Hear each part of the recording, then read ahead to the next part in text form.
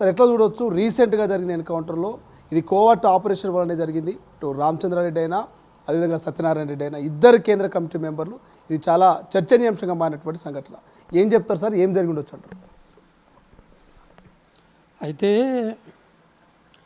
వాళ్ళ శవాలను తీసుకొచ్చుకోవడం కోసం బంధువులు వాళ్ళ మిత్రులు పోయిండు. రేపటికల్లా శవాలు వస్తాయి, అంత్యక్రియలు రేపటి వల్ల అయిపోతాయి. అయితే వాళ్ళు విరోచితంగా చంపటము, చాపలో చుట్టడము, మనకు శవాలను ఇస్తే మనం వాటిని అంత్యక్రియలు ముగించుకోవటమా, ఇంతైనా మన బాధ్యత?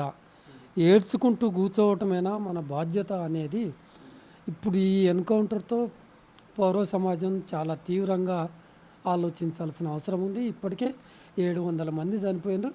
700 మందిని మనం అంత్యక్రియలు బొందబెట్టుకుంటూ కాల్చుకుంటూ వచ్చినాం.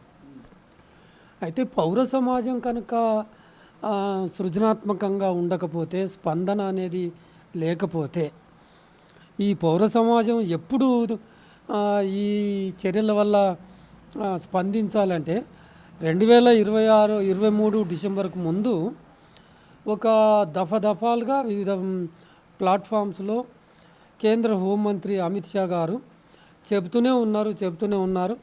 ఆపరేషన్ కగారు డిక్లేర్ చేస్తున్నా 2026 మార్చి 31 కల్లా మావోయిస్టు రహిత సమాజాన్ని భారత్ను నిర్మిస్తానని చెప్తా ఉన్నాడు.